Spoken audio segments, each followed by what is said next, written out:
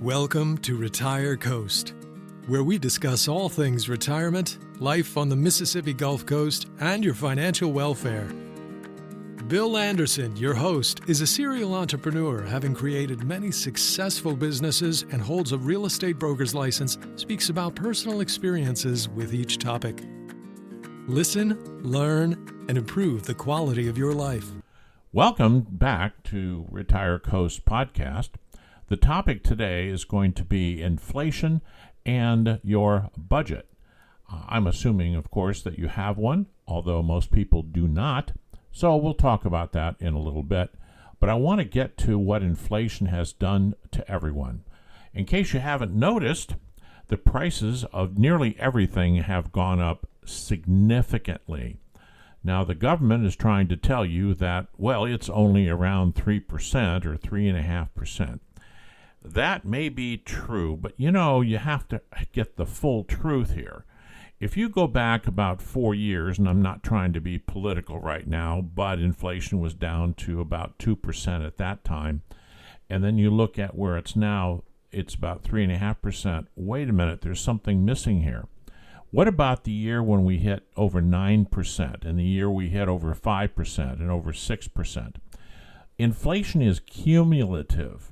Yet it adds on to the previous year. So we're looking at something around 25% now over the last 4 years. And that is very, very significant. One of the reasons I decided to talk about this today is that I saw a picture of a plaque in a store, actually it was my barbershop, that said, a haircut and a shave was 25 cents. Now, that's clearly back from about the 1930s or so. But the point I'm trying to make is, back in those days, we didn't have rampant inflation. In fact, inflation is really a modern kind of thing. The last time we had zero inflation was 1964, when the budget was actually balanced that year. And then since then, inflation has fluctuated significantly. We've had interest rates, for example, which are driven by inflation in part, up to 17, 18% many years ago, several decades ago. So it's moved up and down. There's no such thing as taking a metal plate and putting a price in it anymore. In fact, look at all the grocery stores. They don't even bother to put prices on the shelves anymore. They just use little stickers they can push down and take off. Mostly everything is scanned, and that's the actual price. I worked in the retail business for a long time, many, many years, actually about a decade. And I remember in that business, we used to have to price tag every single item when we put it on the shelf. We didn't have the computers back then that did all of the shelf management. We had the big computers that did inventory management, not the shelf management. So when you went to buy something, if there was a missing sticker, that was just crazy. Somebody had to go back to the shelf and look at the shelf sticker to find out what the price was. So you can't make any prices any longer permanent. They're not going to last for 2 or 3 years or 5 years. They're just not going to last at all. It may be a week or 2 weeks or 3 weeks. And that drives all of us crazy. We go to the store to buy our half gallon of milk and we see, wow, the price went up again. What is wrong with everything? You go to the restaurant and find out that your favorite meal cost you another $10 than it did, say, 6 months ago. All the waiters and waitresses or wait people, they all want more in their tips. They weren't satisfied with the 15% that keeps going up as the cost of the goods go up. They want 20, 25, 30%. And these manufacturers that make these POS systems, point of sale systems, are pushing those screens on you with, I've seen numbers as high as 30% for a tip. And I'm not going to get into tips. I'm just trying to say that everybody seems to be pushing prices up. The manufacturers are doing it. The raw materials are coming up to the manufacturers, the wholesalers, and just on and on and on. So we, at the end of that line, pay the bills. Just keep in mind one thing, and I've talked about this on another podcast. Corporations don't pay taxes. We do. Everything the corporations earn, that comes from us. that's the money they use to pay the taxes. So, when those prices come up, they come up everywhere. And the only way that prices can be reduced is if costs are reduced. And costs can't get reduced unless the government stops spending money. I mean, to the extent that they are overspending and borrowing so much that they're pulling all the capital out of the economy, and that causes the interest rates to go up. So, without getting more into that particular discussion, I want to talk about you and your everyday trip to the store and what you can do to make major changes. And this is really time for that, for some lifestyle changes. I recall a time when I was buying a car about every 2 years. It was fine. I made real good money. It didn't make any difference. I would just get one, and even though it was a waste of money, I had to pay sales tax on it. How many times in the 2 decades or so? A lot of money just going down the drain. And you know what? It ended up being a car. It was nice for about the first 4 or 5 days, and after that, it was just a car. It took me from point A to point B. I sat on the freeway, or interstate, and just waited with everybody else, and it wasn't any more comfortable than the other car that I had. It had air conditioning, and it took fuel. I even had one that was a hybrid electric car, but still, it cost money. And there was no difference between the cars except that I had to buy a new one. So I always kept paying more and more for those cars. And you lose on a car when you trade it in. So one of the changes I made many years ago was to stop doing that. I had bought a truck, and I love that truck. It's a nice big one I use to tow my RVs with. And I decided to keep that truck. So now that truck is about 10 years old, the oldest vehicle I have ever known. And I put a few dollars into that truck, but nowhere near what I would have put in if I had bought over and over and over again during that period of time. I would have bought, in my past, 5 vehicles. So by keeping that truck and keeping it running, it's in perfect condition. It cost a lot less to run than the payments on a new vehicle. And since I have no payments on it, I paid it off some time ago, I am enjoying that vehicle, and it almost doesn't make any difference what I have to spend on it to keep it going. It's still far less expensive than buying a new one, and I keep it in good condition. I had a few little bumps and dents, not all my fault, but I took them down to the body shop, had them all fixed, had it repainted again, and now I've got a brand new truck, which I get a lot of compliments on. So I'm really proud of the fact that I learned enough that I didn't need that new car to show off to everybody. It's something that younger people tend to do. That's what I did at that age, but I'm just pointing out to you, if you haven't noticed that yet in your lifestyle, maybe it's time for that. You don't need to buy the big German cars. Believe me, I've had all of them, all of the expensive cars, no matter who makes them, whether it's one from Japan or it's in Germany. I've had them all. And they're still cars at the end of the day, and they're comfortable. So I have my American-built truck. I think the engine may have been built in Canada, but I still have the American-built truck that serves me just fine. I don't need those expensive foreign cars to make me feel good any longer. I outgrew that. Actually, I was sitting down one day working on a budget, thinking about a physical move out of California, and I was looking at everything. In fact, I created a huge budget spreadsheet to include everything but the gnat's eyebrow, as they say. And I used that to determine I didn't need to do that anymore. Well, that wasn't the only thing I realized. I was going to the restaurant because my wife and I like to eat out, and we eat out probably more than we should, but we used to eat out all the time because we both worked. That was fine. We had enough money to do that, although I get right back to what I'm saying is because you had enough money to do it doesn't mean that it was a smart thing to do every time. So I realized that I needed to do some things. Now, we have cut back on the number of times we go out to eat because we're actually enjoying making food at home. But in some cases when we go out to eat, in most cases actually, I drink water. I used to order a soft drink or a mixed drink, an alcohol drink at dinner almost every time. And those are expensive. And I realized I wasn't getting enough satisfaction out of spending that money as I was. The food is the reason I came there. So I started ordering water, which is good for me to drink anyway, and I wasn't drinking enough of it.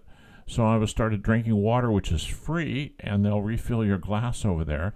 And the minimum I'm saving is about $2.50 plus the taxes and the tip on top of that. And I realized that for the number of times we go out and eat, it ends up being hundreds of dollars a year. And so that's just one of the lifestyle changes that I've made. I've also taken a look at other things. When we go shopping, for example, I never cared much about checking prices before COVID. That was something my wife might do, probably not, though. If we needed milk, we bought milk. We needed eggs, we'd buy eggs. And we just picked whatever was there. Generally speaking, it would be a brand name. Same thing with almost everything else at the grocery store.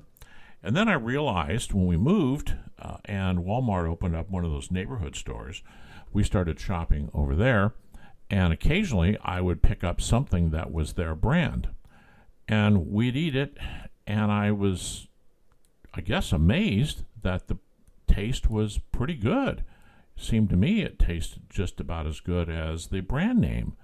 So we started buying more things that had their own brand on it and discovering that, well, you look at this, how many manufacturers are out there? How many companies making these food products are out there? Well, there are far more products than there are manufacturers. So what that tells me is when I see a product that's almost identical to a brand name product, it's a store brand product, there's a good chance it's made in the same factory as the store brand product. Now, there may be some things that are different to taste, for example, but if it's a commodity item, and I'll give you a good example, French fries. So we bought an air fryer, and we are enjoying eating foods without the oil on them, and we were buying some of the fancy brand-named French fries, and, frying those up, and we found out the bags were kind of smallish. Two of us are eating them. Maybe we just have fries for dinner. Kind of silly, but sometimes we do that. And we realized we're spending all this money buying these other brands, and we started buying the Walmart brand in the big bag to save money. It was half the price per pound as the other brand, and they taste the same. And when we end up putting all kinds of stuff on them anyway, it didn't make any difference. It was the same. So we were saving money on that product and many, many other products, not just at Walmart, but other stores too, buying the store brand. Now, years and years ago, I worked for a very large chain, and that chain store sold their own brand of a lot of things. One of the things that they were selling was liquor. It was a large liquor department, and the store had its own brand of vodka and whiskey and gin and all the other types of products. And I went to a training meeting one day because I was a manager, and we were talking to the manufacturer's rep for the company that produced these store brands. And that company was, at the time, and I can't remember the name, I'm not just holding back, was one of the biggest brands on the market for liquor. And that rep told us that it's the same liquor that's in the other bottles. Why would they make a different brand? If they're making vodka, they're making vodka. They just pour it into their brand, and then they pour it into the store brand's bottle. It was the same. And in spite of that, they would do taste testing, and people would swear that the brand name tastes better. And, who are we to tell them differently? And then over all the years, I've told that to a few friends of mine. They go, no, that's not really true. Well, it is true. It's the same thing with a lot of brands of things that we consume, not just food products, but other things too. So my point is that it's time for you to start looking at ways to save money. That's the only way you're going to get through this. It's going to take a while for inflation to abate, since there seems to be no consensus in government to stop spending. As a matter of fact, both of the candidates for office are offering all kinds of tax deductions right now. They're not going to charge taxes on tips, and they're not going to charge taxes on this and that. And it's both sides. So it's not just one, it's the other two, trying to get us to vote for them because they're supposedly giving things away. The problem is it has to be paid for. And the more government borrows money, the more we have inflation. You just cannot get around that. So given that we're going to have inflation for a while because our politicians can't help themselves and reduce the spending, which would be, hey, that was a smart thing to do. If they reduce their spending, then they wouldn't need to collect as much money from us. But I don't see that happening either at the federal level, and that's really where the economy is moving from.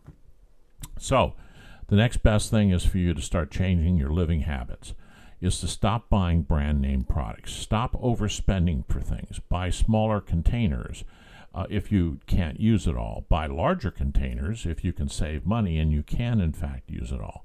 Another thing is it's time to start clearing out those storage centers. You know, something like 14% or 17% of the public has a storage container out there, and many people haven't been inside that storage container for a long, long time.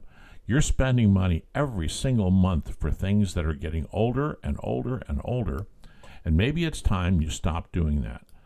It's time to get that stuff out of there and sell it or give it away and stop spending all that money. Same thing for those of you hoarding in your garage, and I am one of those people. You might have hundreds or thousands of dollars in your garage of things you can sell that you don't need, and clean the garage out. Another reason for cleaning the garage out, particularly for you seniors, is that is the last thing you want to leave in case something happens to you. You don't want your children or your heirs to have to go in and clean out that mess in the garage. So sorry for that little sidestep there, but that's kind of important. But stop spending money on things you don't need. How about taking a look at all those subscriptions that you have for online streaming services? You might have Amazon and Netflix and all kinds of them, but you don't use that many of them. And you might find that there's some overlap between one and the other. The other thing you can do is, how about going down the library? Do you know most libraries have huge amounts of videos, and they get the latest of everything as soon as it's released? As a matter of fact, my wife and I go to the local library, and we often get movies before they get onto Netflix and the other streaming services because the library gets them. So you can go over to the library and you can say, hey, I want to listen to, or I want to watch a series, and you can get all of the discs at one time, and you can binge for a week if you want to. It's really an interesting situation without having to pay for it. Just the gas to go over to the library. Say hello to the librarians over there. I'll give them a little bit of work to do because libraries aren't real busy right now. And you can save some big dollars doing that. Same thing with other things that you may have been paying for, such as online subscriptions for, how about, say, your Microsoft Word and the Excel and those things. Do you realize that you can use Google's spreadsheet and Google's word processor for free online? You can create whatever you want to. There's no cost. You can store it for free online, and you don't have to pay for it. Now, for some of you, when you're younger and you're pretty active with some thing that you need these items for, you subscribe. Well, that subscription never stops. You know that credit card's on file, so it just gets charged every single year. It may be time for you to say, I don't need that any longer, and I'll just go ahead and start using all the free stuff on Google. And speaking of free stuff, there's lots and lots of free things on the internet that mirror things you're paying subscriptions for.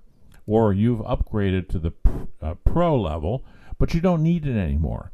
And yet they keep charging your credit card, years and year after year. So go back through your credit card for the last year. Just pull the statements up and take a look at them. And look at charges that are on that card that you want to get rid of. That's another way to save money. I mean, there are so many ways that you can change your lifestyle that doesn't really change it materially, that will help you save hundreds or not thousands of dollars.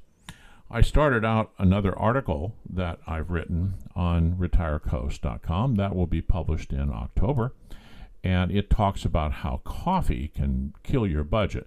It goes into many of the same things I just talked about, but I started with coffee because I was watching a little video that Mr. Wonderful put out. This is the gentleman that's on Shark Tank, and he was talking about how the young people are spending incredible amounts of money on coffee. In fact, upwards of $2,000 a year. And I thought to myself, well, see, I figured all that out, and it came out to about $1,850 or so. But wait a minute. This is a group that gives 25% tips to the baristas, plus their sales tax on all of this. So it's a whole lot more than that. It's maybe over $2,000 a year. And we're talking about a group of people who are struggling to make it right now, maybe can't pay their bills, maybe living at home, and if they just stopped buying these coffees, they would save a ton of money. Now, again, I'm not saying you have to quit your lifestyle. You need to have some fun. So I came up with a solution, the one that I discovered about 10 years ago. I bought an espresso machine, completely automatic espresso machine. I take the milk container out of the refrigerator and snap it right in, and it makes cappuccinos for me every morning. I happen to have one a day. That's my thing. So that one a day cappuccino, it saves me a ton of money. Basically, I figured out that over just 5 years, depreciating the cost of the machine over 5 years, it cost me $1 for a 16-ounce cappuccino compared to $5, $6, $7, $8 for a Starbucks or one of the other drinks. And I'm thinking I was doing this every single day, and I used to do that. I used to go to Starbucks almost every morning. I would just stop there on the way to work, and I would get my drink, as a lot of people do today. And that's another way to save a lot of money. And the reason that Mr. Wonderful picked the coffee, which is the same reason I picked it, is because the coffee is an indicator of a lifestyle that the savings aspect of this would follow through with many other things people do. For example, let's say that the new Apple phone just came out, and that's the iPhone 16, and so many people are going to look at it and say, oh, iPhone 16, wow, man, that is so nice. It's such a nice phone, and I really need a new iPhone. And I've been getting a new iPhone almost every year when they come out, so maybe I'll go out and spend $1,000 plus tax on an iPhone because they're going to finance it for me for free. They're not going to charge me any interest. Well, okay, so you're not paying any interest on it, but you're still spending the $1,000. And you have an iPhone 15. What's wrong with the iPhone 15? It works perfect. It takes the software upgrades, the operating system upgrades. It works just fine. Why would you spend that money? I know you can get some money back, a few $100 from Apple if you trade it in, but nevertheless, you're still going to be stuck with about a $700 bill. Why? Why would you do that? You see, that's the same situation as with the coffee. It's the same kind of people that would do that, and it's time to stop doing it. Buy a phone every third year or so, and in the meantime, save the money up for it. That way you don't have an extra monthly payment. You can just write a check and pay cash for it, or put it on your credit card and then pay it off when the bill comes due. And then that leads me to the last thing I want to talk about here. I don't want to drone on, is credit card interest that people are paying. There's no need for that. Pay credit cards off at the end of the month. Don't charge what you can't afford to put on those cards. And don't run those cards up and say, oh, I'll just hit my 401k and I'll take the cash out, or I'll hit my savings account and take the cash out. Stop doing that. People waste a lot of money at 20, 25% interest paying on credit cards. So what I'm saying in summary is clean up your life. Look at every single aspect where you spend money and determine that if the government's not going to stop spending and inflation is not going to fall back into place, then you need to do something now. Don't wait for 6 months. Don't wait till after the election. Don't wait for anybody else. This is your life. These are your expenses. And if you want to be able to live a nice life and do the things that you want, take the vacation you want to take, then you need to save it in all of those things that are just really not consequential to you. Just think it all through. Make a list. Take your budget. Take a look at our article when it comes out in October on retirecoast.com and use the budget that's in there. There's also an article in retirecoast.com on Gen X and Gen Z that includes a budget template. You can use those. They're great. Actually, read the articles too, because they'll help you with budgeting and financial aspects of your life. And you can use the budget template that's in there as well. Well, thank you very much for listening to me go on and on about lifestyle changes. I have done many of the things I've talked to you about now, and I am saving a lot of money as a result of that. I'm just passing it along, hoping that maybe you'll learn or act on just 2 or 3 of the things that are in this podcast and in my blog article.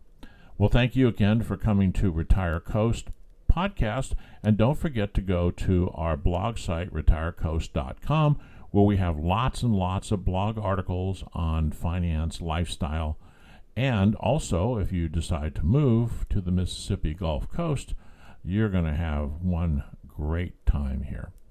Thank you.